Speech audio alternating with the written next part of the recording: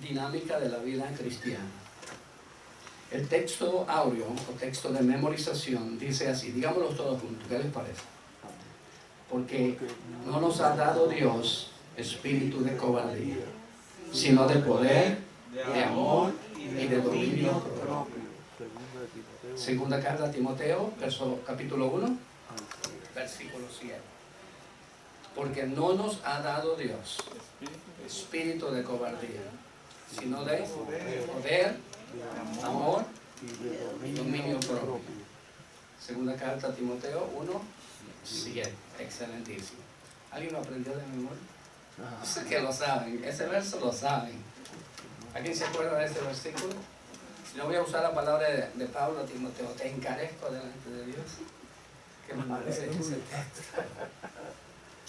Ese verso es muy, muy, muy importante. Acuérdense que aquí no está hablando de un simple positivismo, porque mucha gente ha confundido la fe con el positivismo. Este capítulo 1 es vital en la carta pastoral que envía el apóstol Pablo a Timoteo, pastor en Éfeso. Pablo está en una condición diferente. ¿Desde dónde escribe esta carta? A Timoteo. Desde la cárcel en Roma. Así que vemos a un hombre prisionero, pero no deprimido. Porque muchas veces se asocia, ¿verdad?, la prisión con depresión, con sentimientos de derrota y tantos otros elementos negativos que se mezclan con el simple hecho de pensar que alguien está en prisión al escribir. Pero estos siervos de Dios no estaban en prisión por culpa propia, no estaban en prisión por falta cometida, estaban allí por el Evangelio, ser testigo fiel del Evangelio. Por lo tanto, no había sentimiento de culpa que los señalara. Más bien, este hecho los hacía sentir héroes de la fe, valerosos, fuertes, porque no era un problema donde la conciencia se volteara contra ellos, acusándolos, que eso es poder, eso es lo que aniquila a un individuo, los sentimientos de culpa. Pero es todo lo contrario lo que sucede en la vida de ellos. Pablo desde la cárcel de Roma, Timoteo en Éfeso, un joven pastor, enfrentando una serie de situaciones difíciles que incurren en el pastoral. Así que no hemos recibido espíritu de cobardía, sino de poder. Pero esto no es positivismo psicológico, hermano. No confundamos. Que a veces las iglesias se han ido por otro rumbo, donde dice de ti, es como si fuera un panteísmo de la época antigua, en la teología panteísta, donde dice el hombre crea a Dios, el hombre produce a un Dios compasivo. Y eso nos da una idea completamente distinta a la presentación bíblica. Porque no es que la Escritura pretende enseñarnos a sacar lo positivo de nosotros, proyectarlo hacia afuera y poderlo observar y luego encaminarnos hacia allá. No, esto es una auténtica fe, producto de la transformación, producto del cambio, de la conversión. Esto es completamente diferente, hermano, de un positivismo psicológico.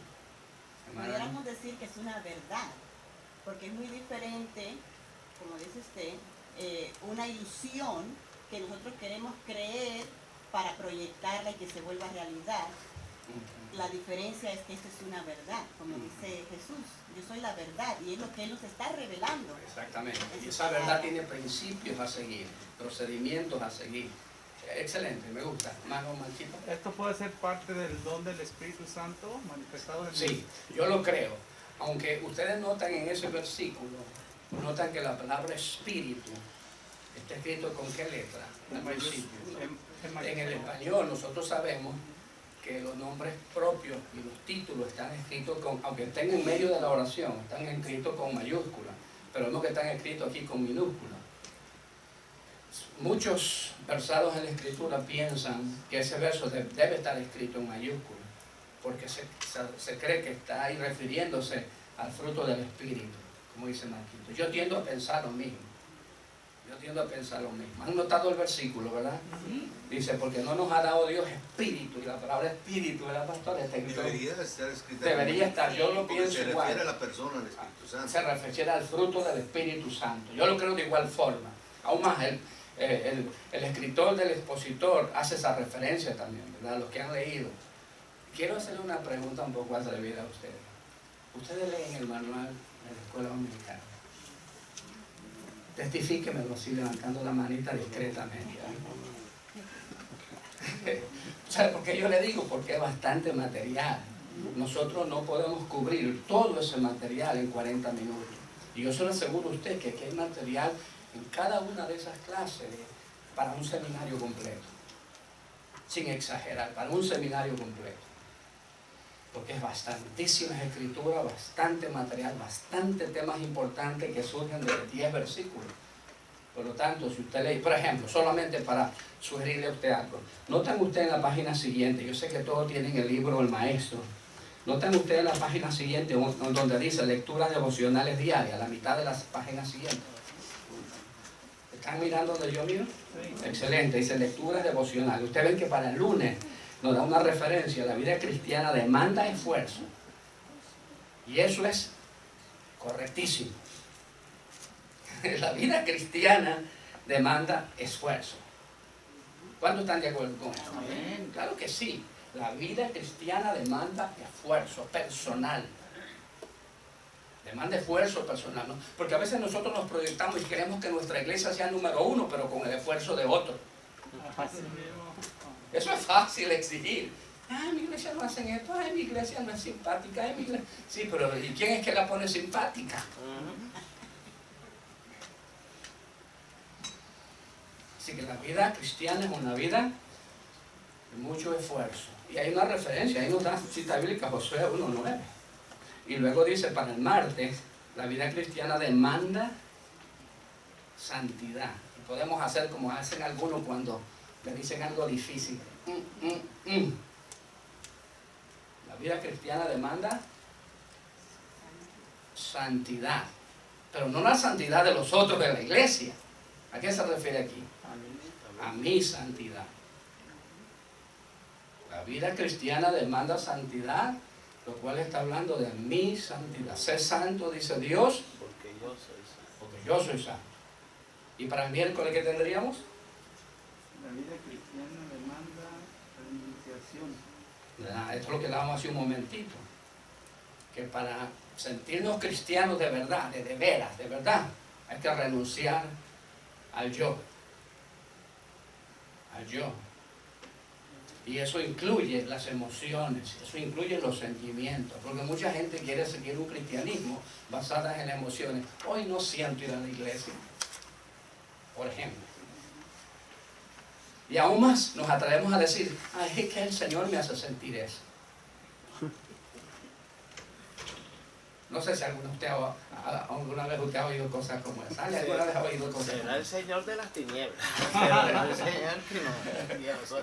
Pero ¿verdad que sí hemos oído eso, verdad? Porque queremos nosotros dirigir nuestra vida por emociones y sentimientos. Hay muchas labores en el mundo que se requiere de valentía completa. De igual forma como cuando vamos a trabajar, porque si no trabajamos no nos pagan las cuentas y realmente no queremos levantarnos. No tengo ese sentir de levantarme. Entonces yo sigo durmiendo. ¿Eso es lo que hacemos? ¿Qué haríamos? Luchamos contra eso. Y nos levantamos y hacemos el esfuerzo. ¿Verdad que cuántos hacen el esfuerzo por levantarse? Porque el sueño se pone rico y bonito justamente una hora antes de levantarse. Decían por allá en la noche odian la cama, pero otro día no quieren soltarla. Sí, así pasa. ¿Y eso les pasa a cuántos? Todo el mundo. A todo el mundo. ¿Verdad? Pero nos esforzamos y luchamos y enseguidita vienen a nuestra mente. Tengo que pagar la luz. Tengo que pagar el mortgage. Entonces eso nos da fuerza y vencemos, ¿verdad que sí? Porque la vida cristiana, que es mucho más importante que cualquier otro propósito, nos exige renunciación. Entonces, y el jueves, ¿qué tenemos el jueves? Y hay cita bíblica para Filipenses 3, 1 al 16. ¿Verdad? ¿Han leído esa cita bíblica? Esa es cortacabeza, yo le llamo. Esa es guillotina pura, hermano. Filipenses 3, 1 al 16. Y el jueves dice, la vida cristiana demanda oración. Viernes, la vida cristiana demanda virtudes interiores, que son actitudes internas, no de los demás, de uno. ¿Okay? Y para el sábado sería la vida cristiana demanda prioridades espirituales. Prioridades espirituales. ¿No les ha pasado que hay un sábado de vigilia y de repente ese mismo día un familiar viene y nos invita para que vayamos a Orlando?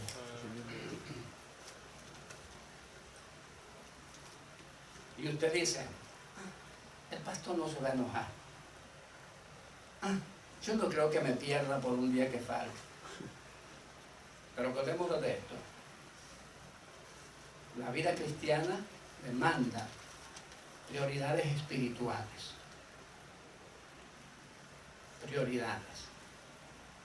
Que van sobre cualquier otra demanda en el mundo. Nos ha pasado que muchas veces, hermanos queridos, nos exigimos tanto para ir a trabajar, pero no nos exigimos tanto para venir a la iglesia. Con un dolor del dedo del pie vamos a trabajar, pero con ese mismo dolor no venimos a la iglesia. ¿Por qué nuestra humanidad no actúa? Porque la carne dice que es y el espíritu está dispuesto. Pero se requiere que nosotros nos esforcemos. Mire el tema de la clase de hoy, por favor. ¿Alguien me lo puede decir de memoria? Dinámica de la vida cristiana. Dinámica de la vida cristiana. Vamos a empezar por allí. ¿Qué es dinámica? Nosotros usamos esta palabra constantemente.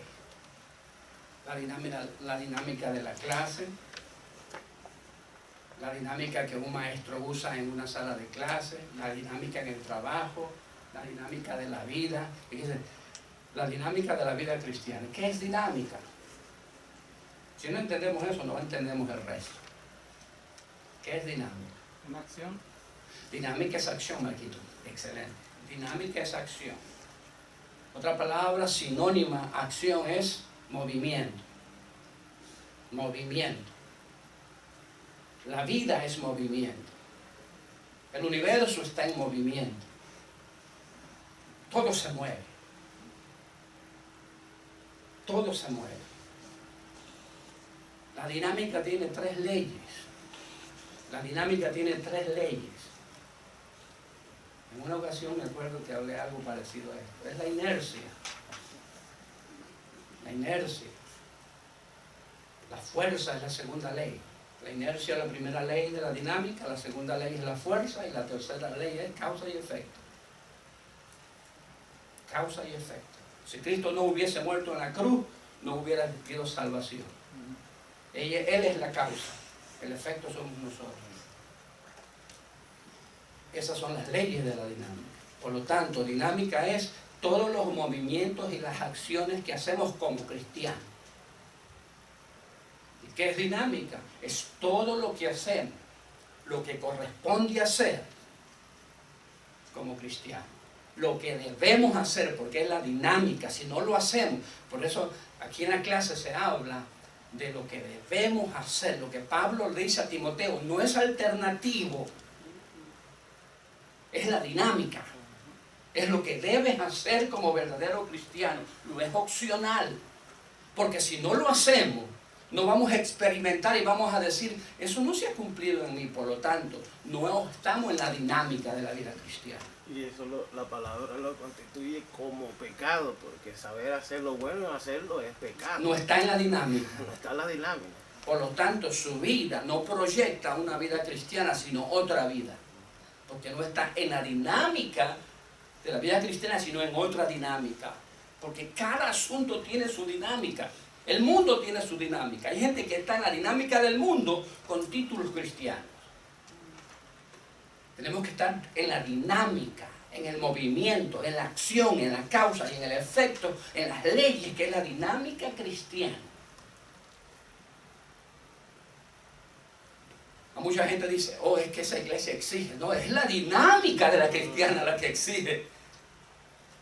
Otra iglesia es suave porque está fuera de la dinámica. O está en una dinámica mixta. Pero esto es la dinámica de la vida cristiana. ¿Los confundí o lo ayudé a entender el tema? ¿Cuáles son los 3 objetivos que nosotros queremos lograr? Alex, por favor. Dicen, conocer los consejos dados por Pablo a sus discípulos, apropiarse y aplicar a su propia vida los consejos de Pablo a Timoteo, estar dispuestos a participar de las aflicciones propias de una vida consagrada a Dios. Excelente, me encanta esa palabra porque de eso es que se trata la dinámica inclusiva de la vida cristiana, la consagración. No es la diversidad, no es el compartir mi vida con el cristianismo y con el mundo. Eso no es consagración. Consagración es dedicar completamente mi vida a la vida cristiana. Eso es lo que es una rendición total. Cuando toleramos, absorbemos, participamos de la dinámica del mundo, entonces no estamos en la dinámica cristiana. Cuando yo le pongo al agua caliente, agua fría, ya no es agua caliente. ¿Qué es? Tibia. Y Dios es claro en eso. Él dice que no acepta el agua tibia. ¿Qué hace Dios con el agua tibia? ¿Ah? La vomita, no la acepta. ¿Por qué? Porque no es una dinámica que Él ha exigido. Es una mixtura. ¿Okay? Excelente. Los consejos que se menciona aquí Pablo son consejos, no son sugerencias. No son sugerencias. Pablo le está diciendo los deberes de un cristiano. ¿Cuál es la diferencia entre deberes y sugerencias? Sugerencias opcionales, si tú quieres. Si tú quieres. Si te gustan. Si van con tu estilo de vida. Okay, pero los consejos es que haga lo que la dinámica exige de la vida cristiana. Casi como una hora. Es una orden. Es una orden. Son órdenes. Porque de lo contrario, si no se las hace, los resultados son diferentes. ¿Ven? Alguien dice, bueno, ¿por qué el diablo sí nos toca? Yo pregunto, ¿el diablo nos toca? ¿Nos puede tocar o no nos puede tocar? Juan dice que el diablo no nos toca.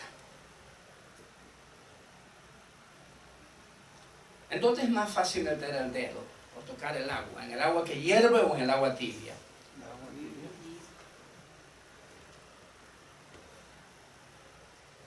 Si una persona hierve en el Espíritu de Dios porque está 100% consagrado, porque el Espíritu es fuego, Dios es fuego. Pero si vivimos una vida mezclada, no de una vida ferviente en el Espíritu, entonces es fácil que el Satanás pueda tocarnos. Pero si es una vida ferviente en el Espíritu, donde el Espíritu reclama lo que es de Él, y es una vida consagrada, absorbida, está en el centro de la dinámica de Dios, ¿podrá el enemigo tocarlo? Me imagino que de eso habla Juan, porque dice que Satanás no nos toca, dice, en la carta que escribe. Bien, veamos los versículos. En los versículos que tenemos, empezando por el 3, en la introducción de la clase, el escritor nos dice que la segunda carta de Timoteo tiene ¿cuántos consejos? Tiene 33 consejos. Me dice ahí, la carta contiene 33 consejos. ¿Cuántos consejos hay en este primer capítulo? 5, excelente. En este primer capítulo que estamos, segunda carta, pero es el primer capítulo, tiene 5 consejos. Esos 5 consejos, a ver, ayúdame a encontrarlo ahí. Ahora, noten algo. La clase empieza desde el verso 3 hasta el verso 11. Pero en la Biblia, la carta no empieza en el versículo 3, empieza en el versículo 1, ¿hasta qué versículo? 18, ¿verdad? Entonces, dice aquí que el capítulo 1 tiene 5 consejos. Y el capítulo 2, dice el hermano, tiene 11 consejos. Y en el capítulo 3 hay 2. Y 15 en el capítulo 4, que son 4 capítulos que tiene esta segunda carta. Entonces, vamos a mirar esos 5 consejos que el apóstol Pablo arriba en esta carta, en el capítulo 1. ¿Dónde está el primer consejo? En el 6, ¿verdad que se llama Silvia? Sí, en el 6. Por lo cual te aconsejo que avives el fuego del don de Dios que hay en ti. En el versículo 6 de la clase sur. Te aconsejo que avives el fuego del don de Dios que hay en ti, que recibiste por la imposición de mis manos. Así que en este capítulo 1 hay 5. ¿Cuál es el segundo? El 8. De no te avergüences. De dar testimonio de nuestro Señor Jesucristo ni de mí, dice Pablo.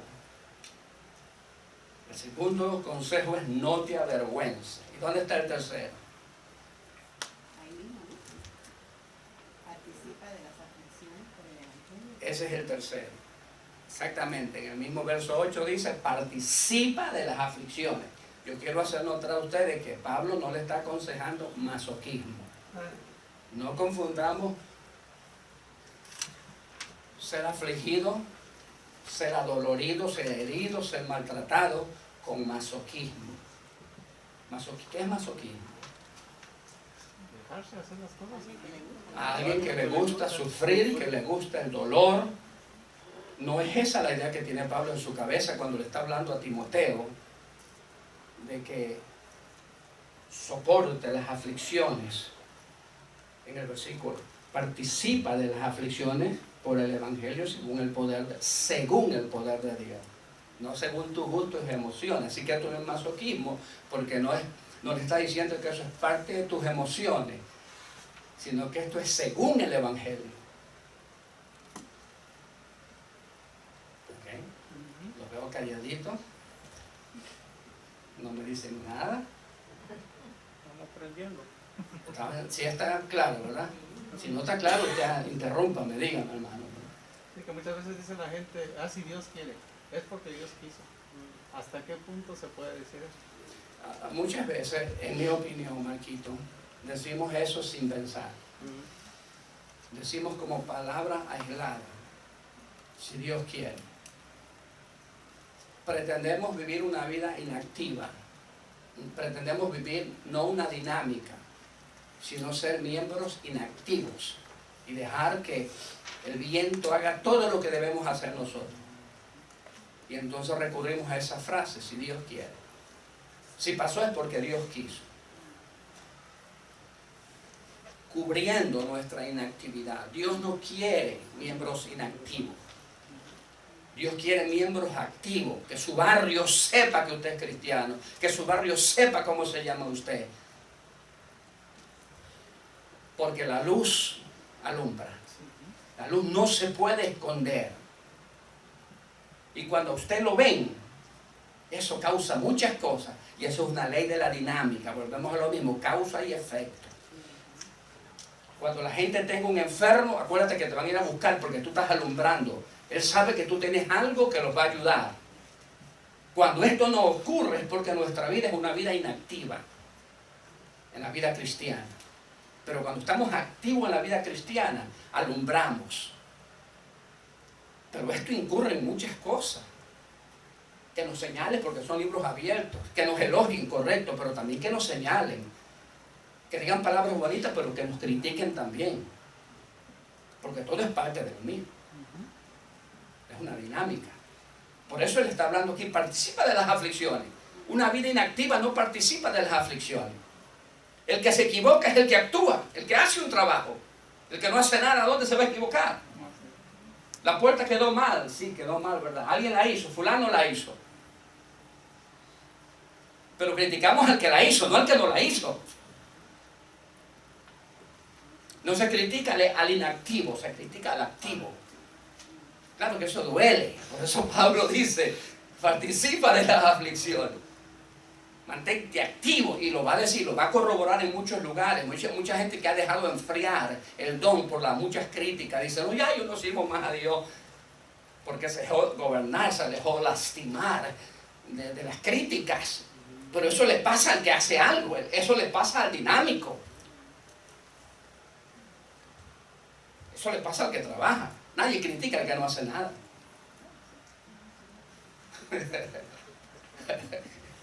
¿O estoy equivocado? No se asuste cuando él diga, oh, yo lo pude haber hecho mejor. Se asuste, hermano. Déjenlo que digan. Porque nadie ha visto la obra que él cree que pretende hacer. ¿Verdad que sí? No se asuste, eso es normal. Yo la pude haber hecho mejor.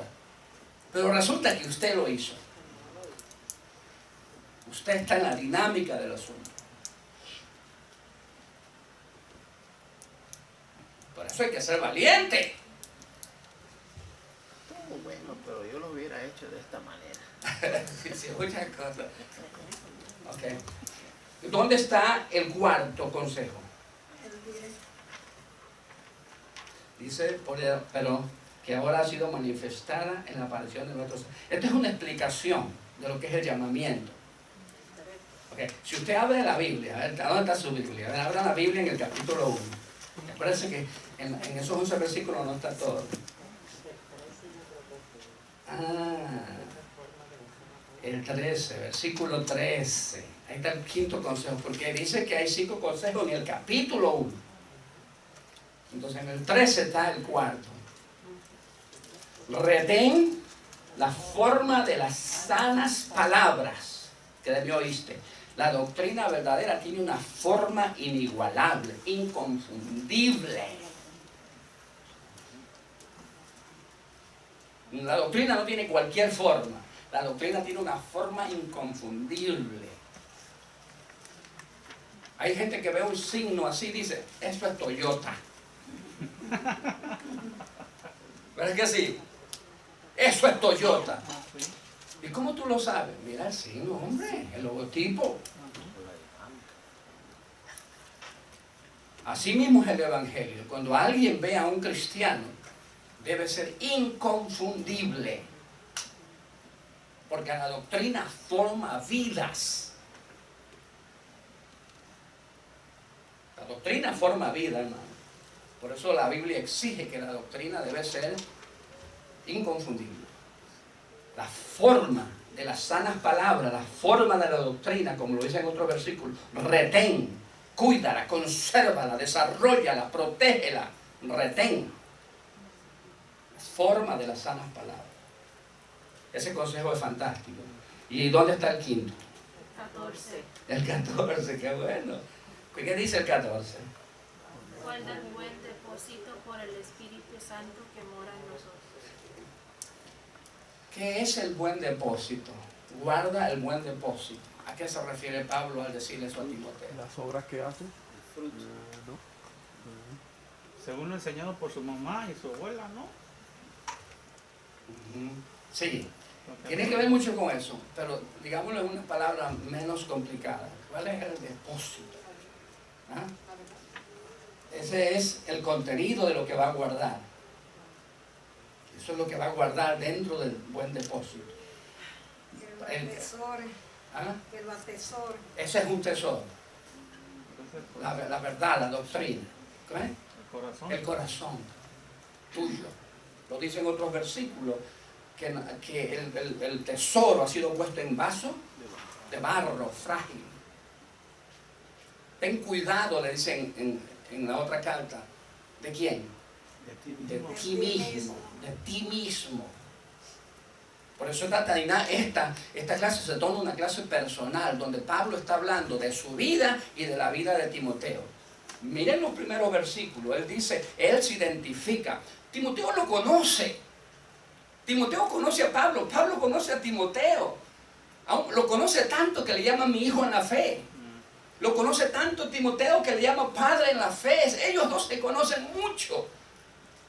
Pero aquí hace un recuento de él y de Timoteo. ¿Qué dice Pablo de él? Vamos a ver qué dice Pablo de él en la clase. A ver, miremos lo que dice Pablo de él en la clase. Doy gracias a Dios, dice. No dice, tú debes dar gracias a Dios. Él dice, doy gracias a Dios. ¿A qué persona se refiere a Pablo cuando dice que él da gracias a Dios? A Timoteo. A él mismo. Dice, doy gracias a Dios, al cual sirvo desde mi mayor. ¿Qué se refiere él cuando está hablando de estas cosas? Está hablando de él. Está hablando de sus padres. Está hablando de sus antecesores.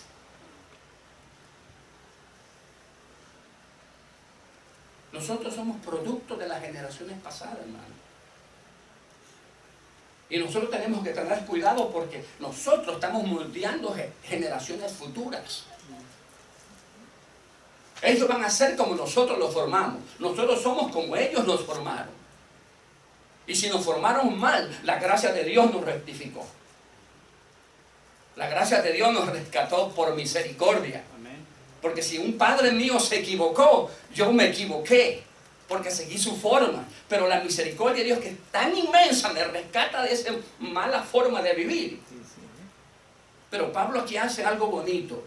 Dice que él se acuerda de sus mayores, que fue formado por sus mayores. Y también le hace recuento de lo mismo a Timoteo. Viene de una abuela y viene de una madre que fueron impías. ¿Verdad que no? Fueron mujeres piadosas, fueron mujeres que buscaban de Dios, eran mujeres de oración, eran mujeres de iglesia, eran mujeres fervientes en el espíritu, piadosas, misericordiosas.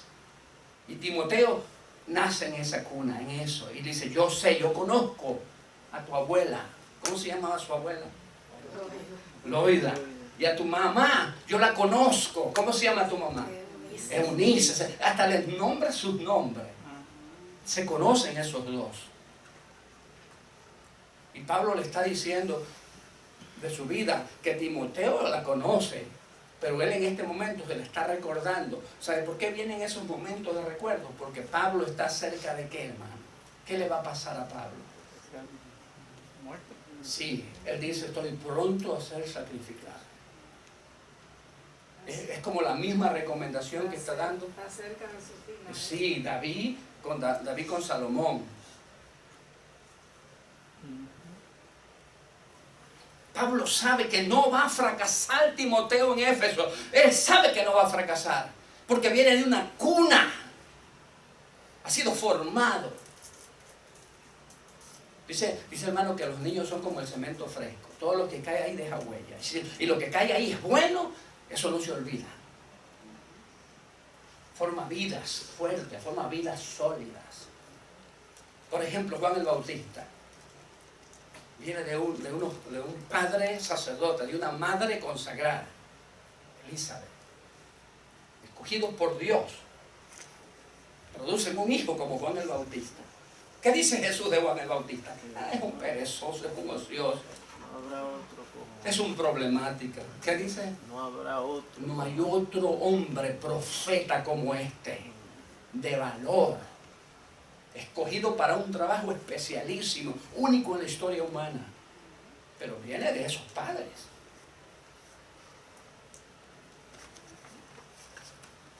Padres flexibles producen hijos.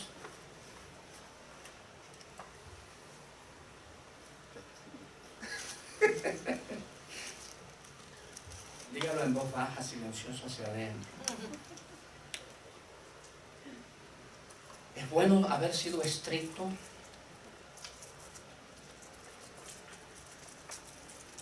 Es bueno ponerle bozal, es bueno poner, ¿cómo se llama eso que controla el caballo? Freno. O cometimos errores al ser tan correctores.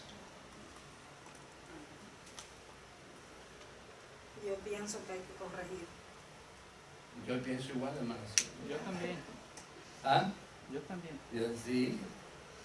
Los hijos se echan a perder. Ah, sí. El mundo influye tanto más que nunca. El mundo de hoy influye tanto más que nunca. Hay un poder desatado en este mundo. Tan diabólico, hermano.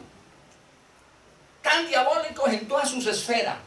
En la esfera del lenguaje, de la literatura, de la ciencia, la teología. Mire, hacia el individuo como un trapo, como un monigote, como un muñeco de... Porque este mundo, más que cualquier otra época de la historia humana, es tan poderoso, es como si todo el infierno se haya desatado para controlar. Y si los hijos no están bien adoctrinados, bien guiados, bien estructurados, con parámetros firmes, los perdemos. Los perdemos. Perdone si estoy exagerando. Y Pablo vuelve a recordarle eso y le dice, yo sé de dónde viene. Y sé, Timoteo, no vas a fracasar ahí.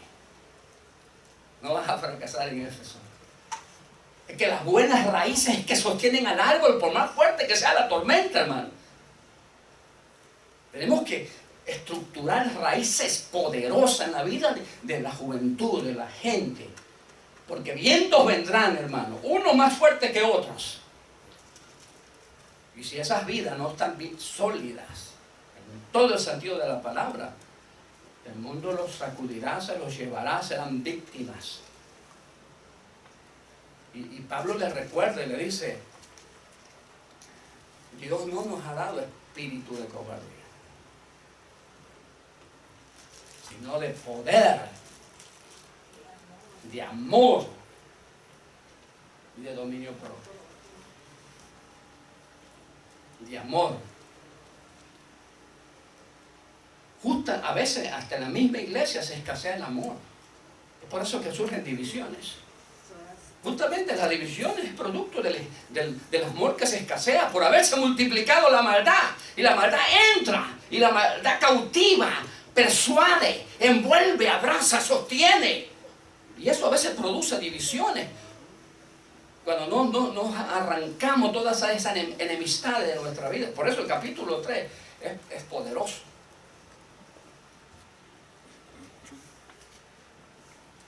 Pero cuando el amor se fortalece, se salva. Sí, ese versículo que acabas de decir, no es de que le faltaba, sino como la clase pasada dijo, hay que echar mano de los recursos que el Señor nos ha dado para echar adelante. Y ese es uno de los recursos que sí, es la dinámica. La dinámica, hay que estar en la dinámica. Sigue la clase, esta es una carta pastoral. En esta dinámica sabemos lo que hay que evitar y lo que hay que hacer. Un verso que yo vi que se repitió mucho en la clase de la hermana Ani dice, echa mano a la vida eterna. ¿Leyeron ese verso? Echa mano a la vida eterna, echa mano a la vida eterna. Si, cuando estudiamos la clase sabemos lo que nos está diciendo el apóstol al decirnos, echa mano a la vida eterna. Agárrate de eso. Es como si usted va a un buffet y dice, mira qué camarón, échale mano. Mira qué pescado, échale mano. Si usted ve que alguien ama y sabe amar auténticamente, echa mano de ese amor. Echa mano de esas prácticas. Echa mano de ese consejo. 5 consejos aquí en este capítulo, hermano. Echa mano. ¿Cuál de esos 5 consejos le gusta más a usted? Enumerémoslo de nuevo, porque toda la clase está basada en eso, en los 5 consejos.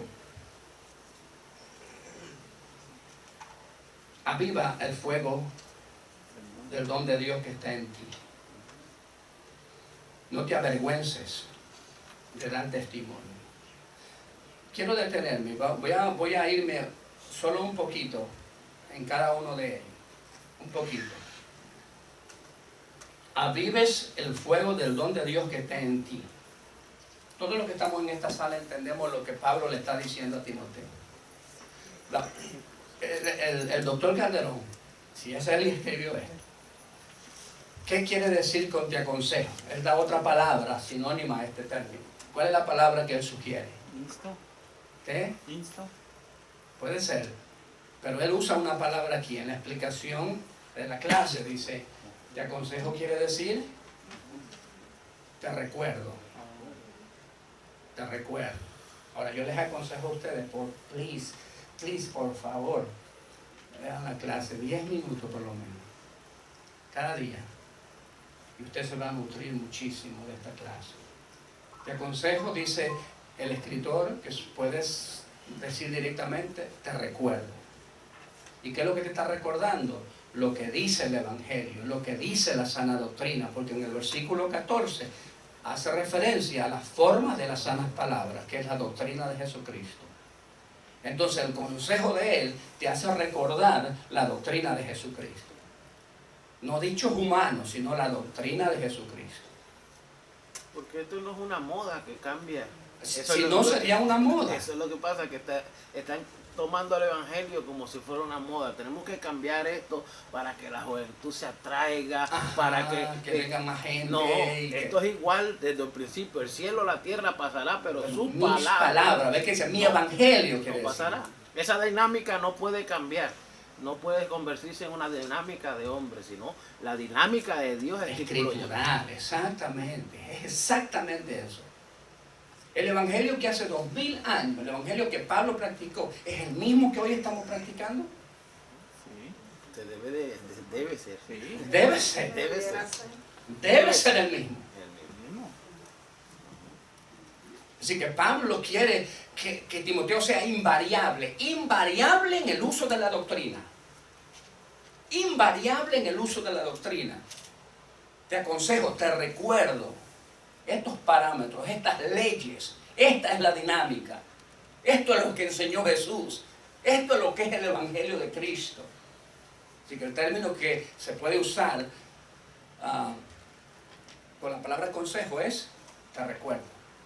Pero te recuerdo no lo que dije, te recuerdo lo que dijo el Señor, lo que dice la doctrina.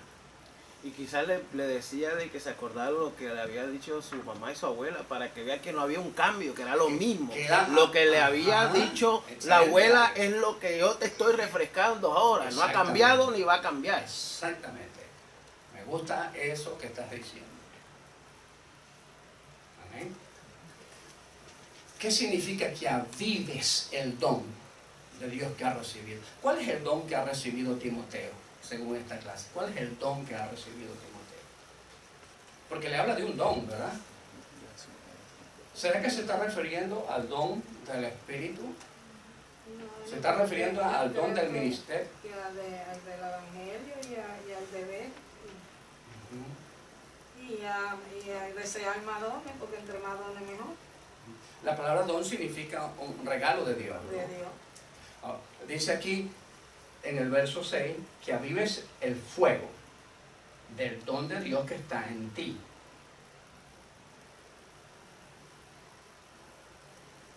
Ahí está el don de la salvación, está el don del Espíritu Santo, que experimentamos los frutos del Espíritu, está el don que se recibe como ministerio en forma directa de Dios para el trabajo dentro de su obra. ¿A cuál don se referirá?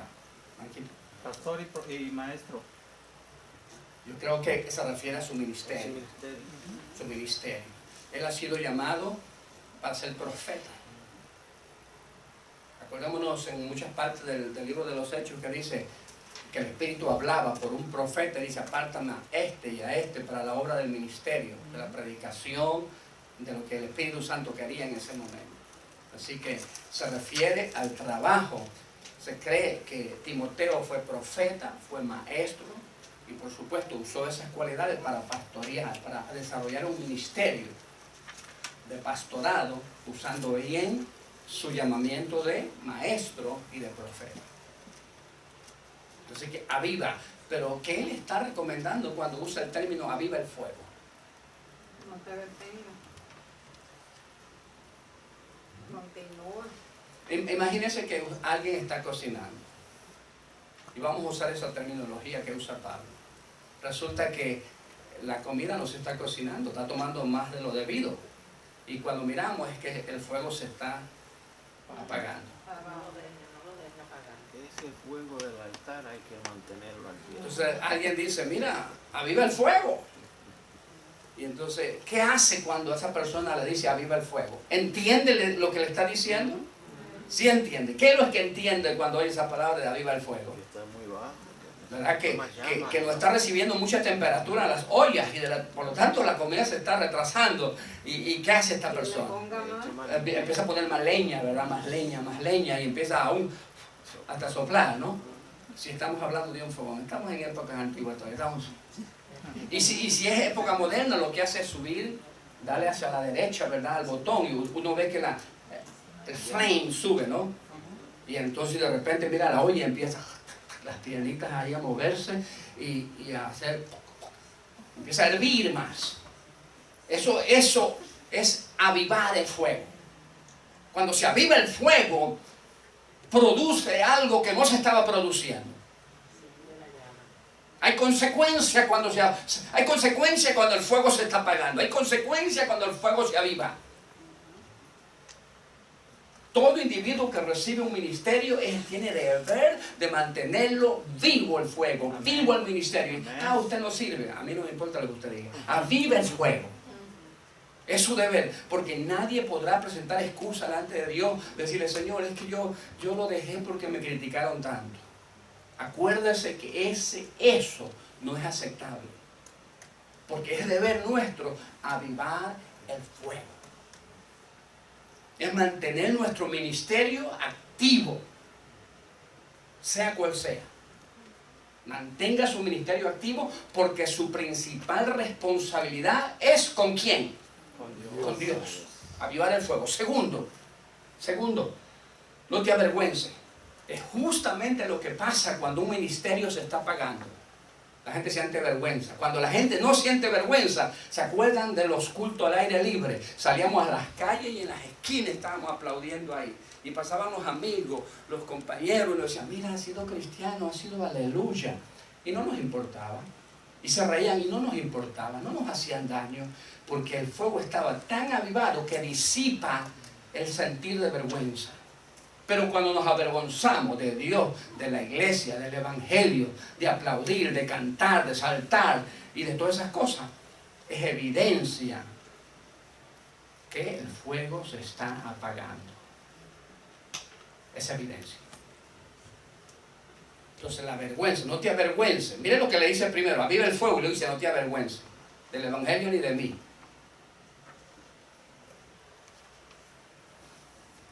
Hay personas que dicen, hermano, dígame hermano en la iglesia, pero aquí en el trabajo dígame primo, ingeniero.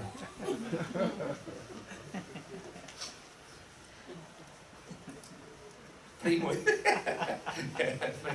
Primo segundo. Si fuera doctor y llega un paciente y le dice, hermano, ¿cómo se sentiría usted?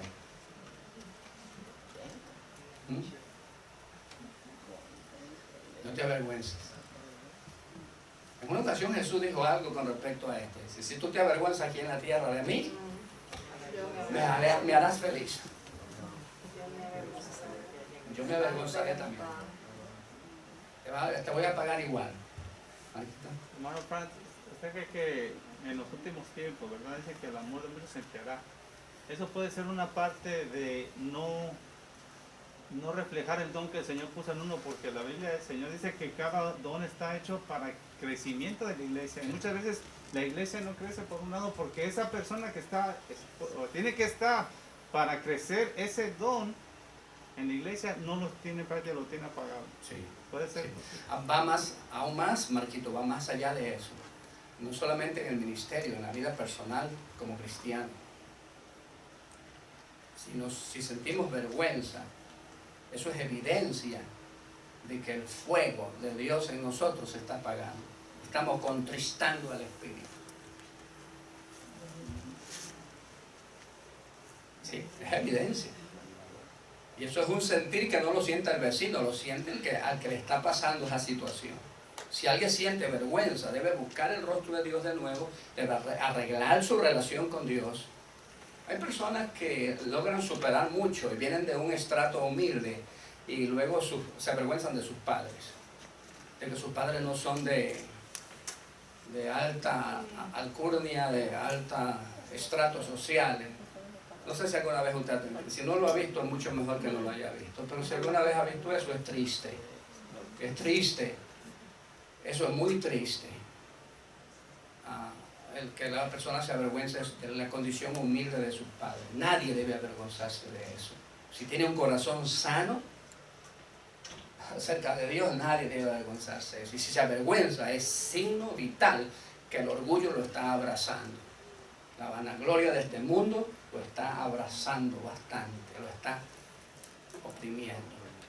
Y si alguien se avergüenza del Evangelio, es porque ya ha contristado demasiado al Espíritu Santo. No importa en qué estrato social esté, no importa aún si es presidente de la República. Yo no creo que deba sentirse avergonzado que alguien le diga, hermano. Yo pienso que eso debe ser un gran honor. Porque alguien le dice hermano porque comparte la misma fe en Cristo. Pablo dice que no hay más honor para él que servirle a Cristo. Aún más dice, todo lo he echado al basurero por amor de su nombre. Todo cuanto era para mí ganancia, lo he considerado como pérdida por amor a la excelencia de él. Así que eso es una evidencia de que el fuego se está apagando y nadie puede tapar esa evidencia. Y ahí mismo dice que participa de las aflicciones por el Evangelio según el poder de Dios. En muchas ocasiones, cuando aparecen las dificultades, la gente lo interpreta de inmediato como un fracaso y no como una consecuencia de servir rectamente a Dios. Cuando nosotros servimos rectamente a Dios y no aceptamos soborno, nos van a perseguir. Si usted está en un estrato social político muy alto y a usted le proponen una cosa indecente y usted se presta para eso, usted se salió de la dinámica del cristianismo. Si usted la rechazó, te van a perseguir por consecuencia. Así es. Es por eso que todos los santos hombres de Dios murieron como mártires. ¿Sabe lo que significa testimonio? Viene de esa terminología latina. Nosotros a veces hemos confundido decir, voy a dar un testimonio. El testimonio no se da en 2 o 3 palabras. El testimonio es un estilo de vida. El testimonio viene del término mártir, que significa padecer, morir, sufrir por causa de su nombre. Y segundo, el verdadero siervo de Dios, como Timoteo, debe cuidar la forma de la sana doctrina, la forma de las sanas palabras, formas del Evangelio, para no confundirla con las formas del mundo, con el estilo del mundo. ¿Eh? ¿Se acuerdan cuando Eliseo no aceptó esa ofrenda suculenta por la sanidad de Naamán? ¿Se acuerdan de eso?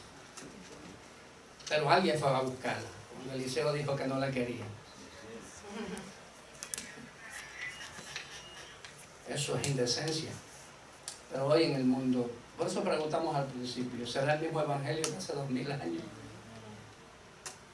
Tiene que ser. Tiene que ser así. Bendiciones. La dinámica de la vida cristiana. Gloria a Dios. Amén.